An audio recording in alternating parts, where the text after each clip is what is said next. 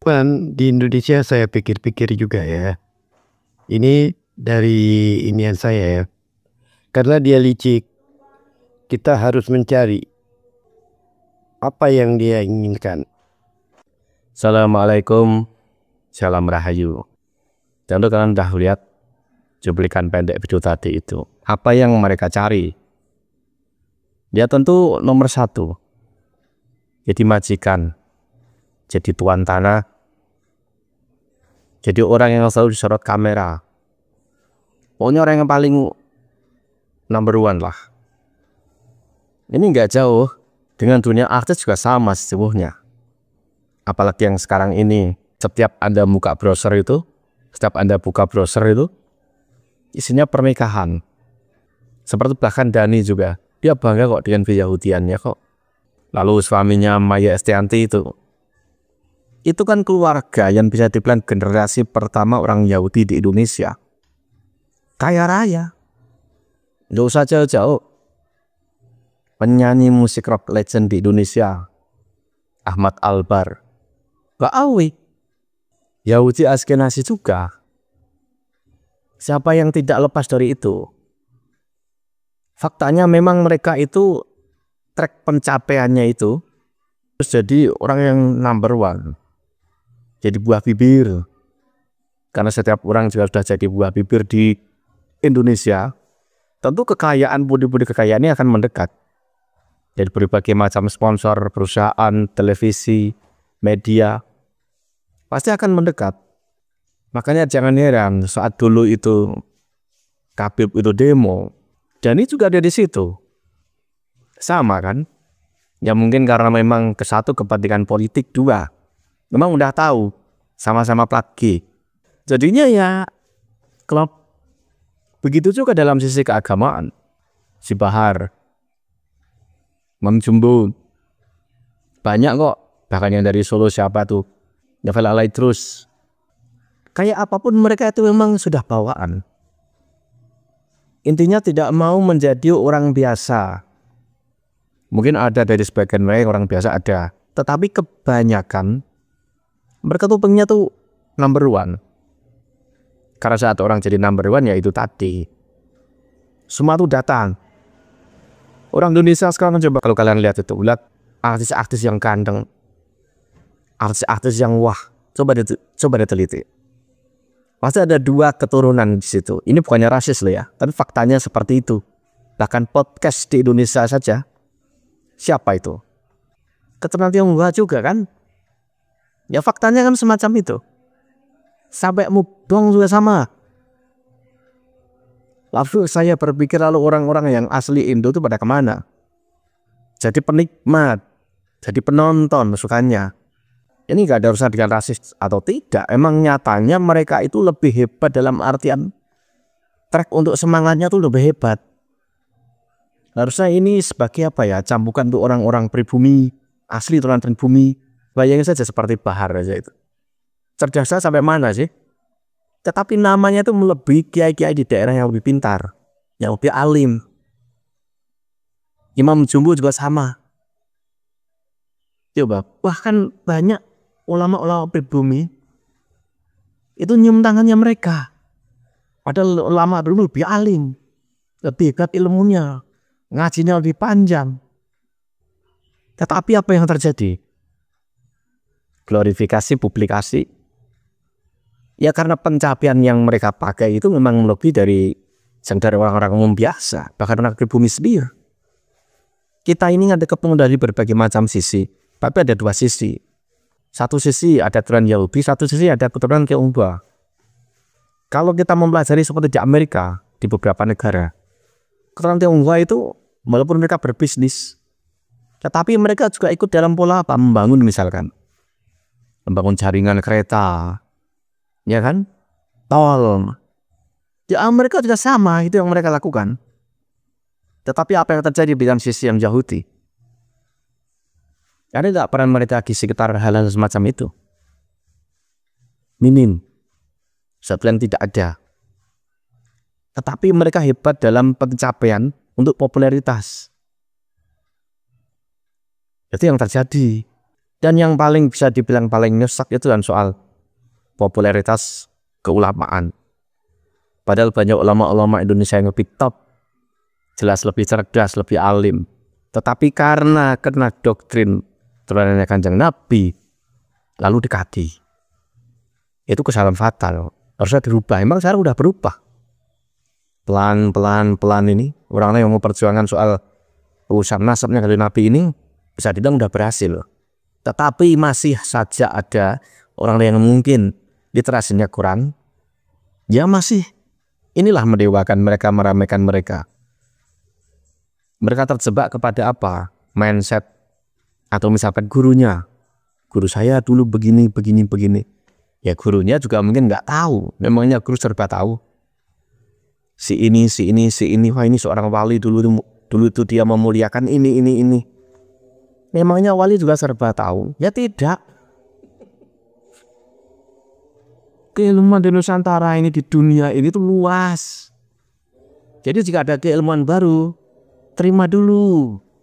Tapi jangan yakin dulu. Terima dulu, jangan yakin dulu. Pelajari apa benar.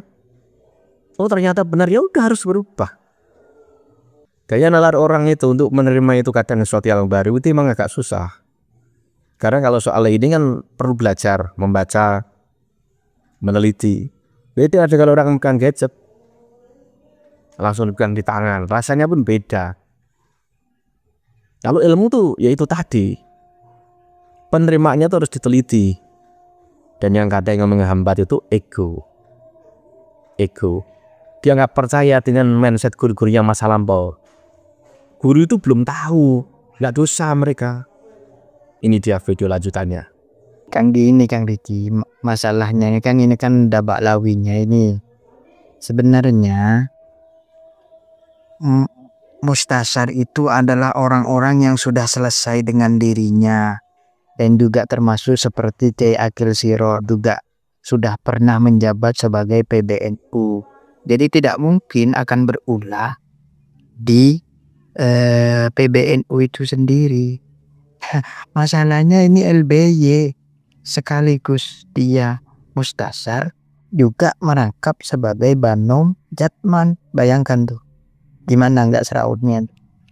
Ya, terus yang bisa memecat LBY di dalam organisasi PBNU siapa?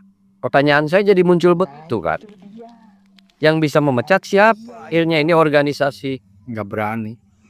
Bukan nggak berani, bukan masalah nggak berani. Ini siapa yang bisa memecat itu di dalam organisasi secara struktural? Siapa gitu loh? Harus ada. Ini yang kita bahas, yang nggak selesai. Berarti nggak ada. Ya artinya kan begini, Kang Riki, artinya secara struktural itu emang betul, secara keorganisasian itu betul. Seharusnya kan ketua umum yang bisa memecat kan. Tapi ini kan organisasi NU kan ranahnya artinya keagamaan, mungkin dianggap lebih mumpuni keilmuannya. Ketika mau memecat Lutfi bin Yahya itu terkait mungkin dengan keilmuan, itu lebih tinggi keilmuannya dibandingkan yang lain, seperti itu, Riki. Oh tapi secara hierarki sufisi dunia, secara hierarki mah ketua umum bisa ya memecat secara hierarki, cuman lu ya udah berani gitu. Tidak berani ya, makanya tidak berani. Berarti kalau begitu Pak Yai Nusantara aja suruh ganti jadi ketua PPNU ya, atau Bang Doleng ya. Makanya Kang Diki, makanya jangankan di dunia, jangankan di organisasi. Kalau ada klan Baklawi ini di neraka aja, api neraka itu mau dimatikan loh. Udah aku nyerah kalau udah urusan itu. Pokoknya hebat, santai aja mereka. Udah aku nyerah. Itu biangnya sakti, Mbak Alwi itu biangnya sakti udah. Orang udah mati aja masih bisa menghamili kok. Masih bisa menghamili orang mati. Bingung kan? Iya makanya kan begini Kak Riki. Kita semua ini kan sedang berjuang semua, berjuang menyuarakan ini. Artinya kalau rakyat itu sudah tidak percaya, artinya itu kan tidak berfungsi. Si LBY itu siapa kek yang tidak benar, itu kan tidak diikuti oleh akar rumput. Seperti itu. Saya kira walaupun pernyataan atau fatwa mereka itu ngambang, nggak bakal diikuti. Contoh kemarin itu kan, pernyataan kemarin itu kan, apakah ada yang setuju? Nggak ada kok, nggak ada yang merespon. Iya.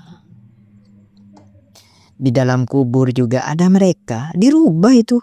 Man rabbuka, Allahu Rabbi, mereka berubah. Habibi Ba'alwi katanya. Abdullah bin Ba'alwi kan rusak kalau ada mereka itu di mana aja. Jangankan di dunia. Di neraka aja mau dipadamin sama mereka. Saya jadi apa namanya, ngomong kosong aja. Andai dari pihak Ba'alwi ini ada yang jadi presiden, waduh hancur Indonesia ya. Hancur Bang Riki. Apalagi dari kaum Ba'alawi kemarin itu, Anies aja jadi aja hancur Indonesia itu. Hancur bro. Itu kan kalau sudah menjadi bagian daripada presiden itu kan menteri-menterinya dari kalangan mereka. Kalau sudah menancap Ini jujur ya Bang Doleng, saya jujur ya. Itu mengenai hal Ba'alwi kemudian pengakuan cucu. Ketika pemilihan presiden saya belum tahu itu, masih awam saya. Asli, masih awam saya. Saya terketuknya itu bukan dari tesis Kiai Imad Bang Doleng saya. Tapi kan saya di debat lintas agama, mempertahankan akidah Islam yang disesatkan oleh kaum sebelah, ya kan? Nah, ketika saya lihat video-video yang menyesatkan, tapi dari Islam, terperangah saya. Ini apa di atas panggung minum darah Nabi? Terus Mi'raj 70 kali ini apa? Saya bilang, ini narasi saya di lintas agama bisa hancur kalau begini kan? Melawan kaum sebelah, ini bisa dipakai senjata kita, mereka kan gitu. Nah, kemudian muncullah tesis Kiai Imad video-videonya. Saya simak, wah bahaya saya bilang. Tinggalkan lintas agama, saya terjun bebas langsung di Nasab. Ketemulah dengan Bang Acong, saya langsung sharing-sharing ngobrol terus-terus. Lalu seperti apa ya kita bentengi aja Nasab ini, jangan sampai ada apologet yang nyebrang ke sini. Kalau ada yang nyebrang biar bagian kita tugasnya gitu saya bilang. Untuk mematahkan mereka. Kalau membela Ba'alwi, kalau membela kita ya syukur alhamdulillah. Tapi nggak kurang loh apologet yang membela Babilawi. Ya kurang. Ada ya terus seperti si Wapi, si Uniripa, si Umar. Kalau si Umar sekarang dengan apologet Muslim juga sudah bertentangan dia. Dia sudah barengan dengan Syiah. Mu'alaf dia. Kalau saya kan begini, pernyataan Guru Gembul kemarin itu luar biasa saya kira. Artinya penelitian Guru Gembul kan menyatakan bahwa yang ada aliran sesat di Indonesia ini, yang dianggap sesat oleh MUI itu jauh lebih sesat dari ajaran Ba'alawi sebetulnya. Itu dari Guru Gembul itu. Itu saya sepakat tuh. Itu artinya kita semua kan sudah menyuarakan hal ini. Bukan hanya kita di TikTok, tapi semua sudah di berbagai elemen masyarakat itu sudah bersuara sebetulnya terkait Habib Ba'alawi. Ya wajar kaum Ba'alawi itu menuduh kita itu kuburiyun. Itu dulu saya tidak paham itu. Tapi ketemunya sekarang, oh ternyata betul. Ada aliran Islam seperti Ba'alawi itu kan menyembah kubur itu. Ternyata pernyataan Wahabi itu tidak salah juga. Ada pernyataan seperti itu. Itu dulu saya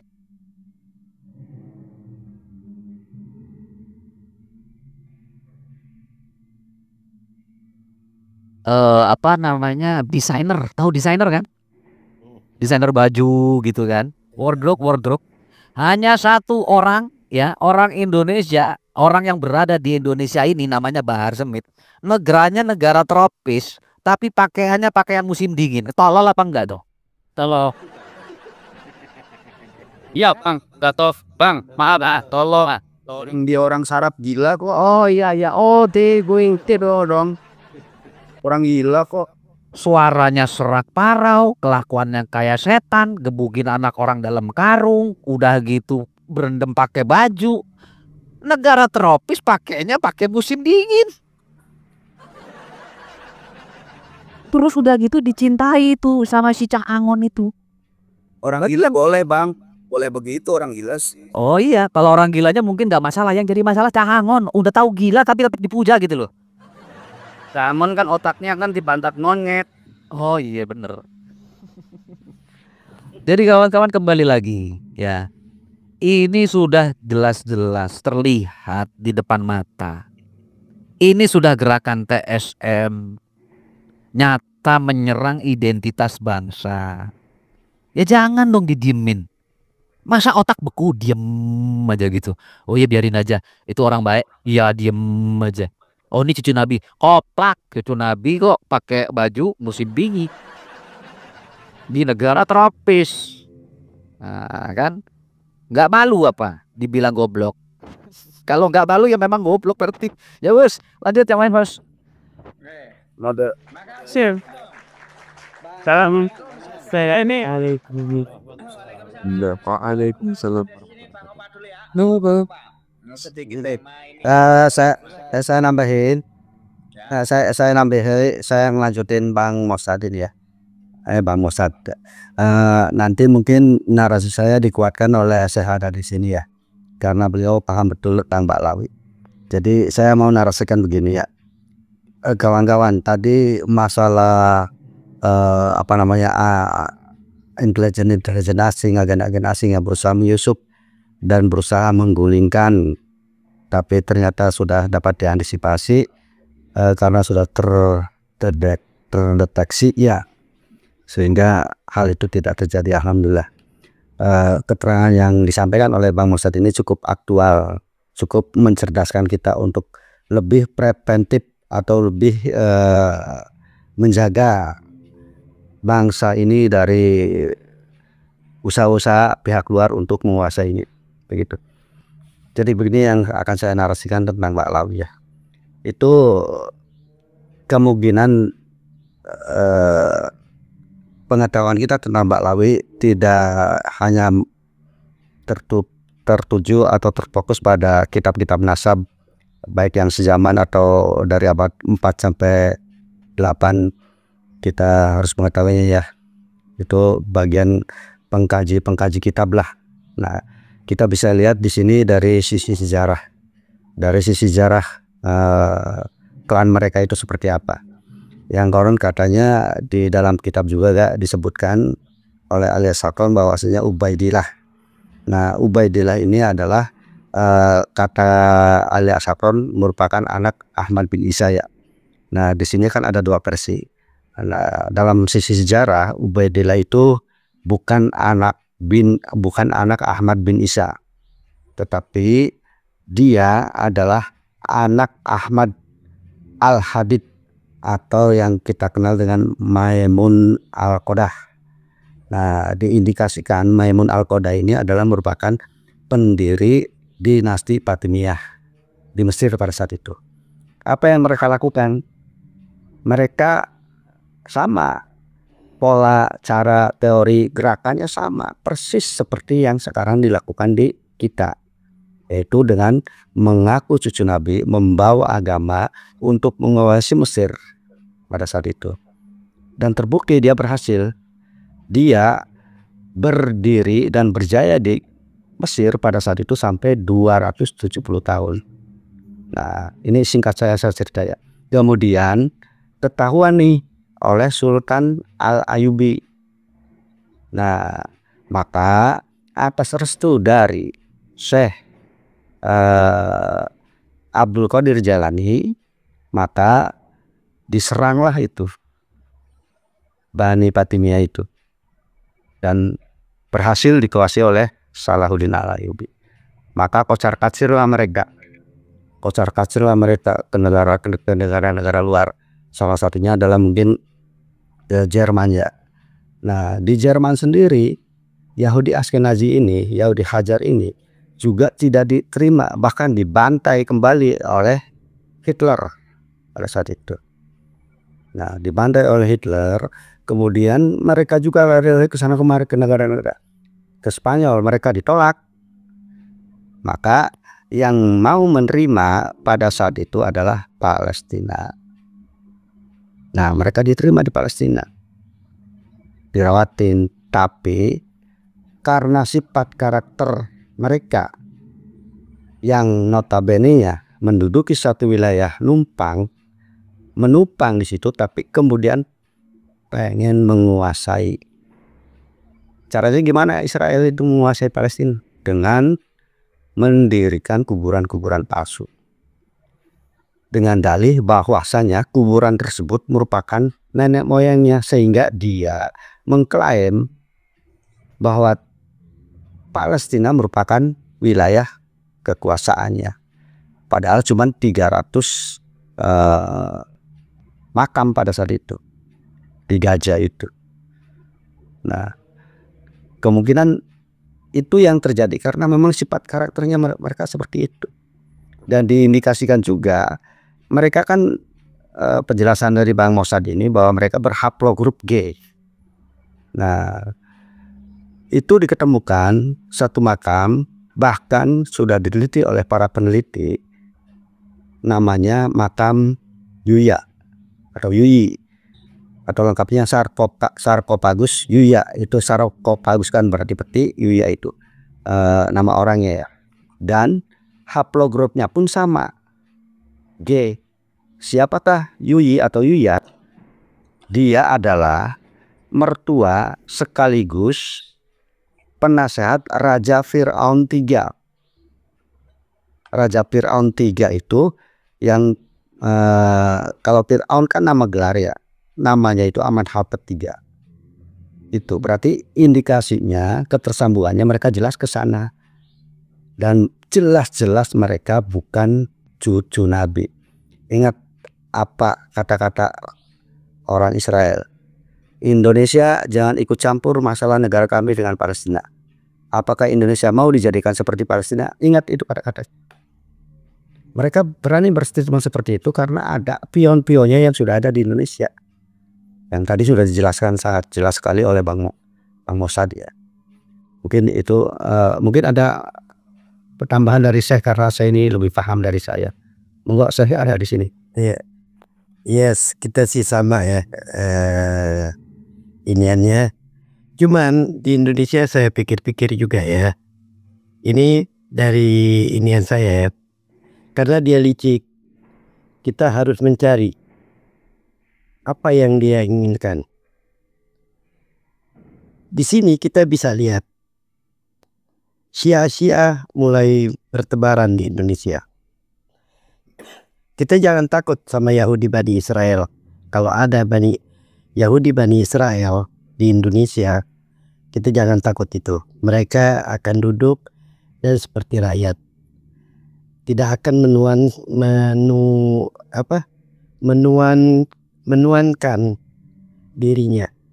Kalau ini lain, Syiah dan para Habib ini emang ingin dituankan oleh siapapun.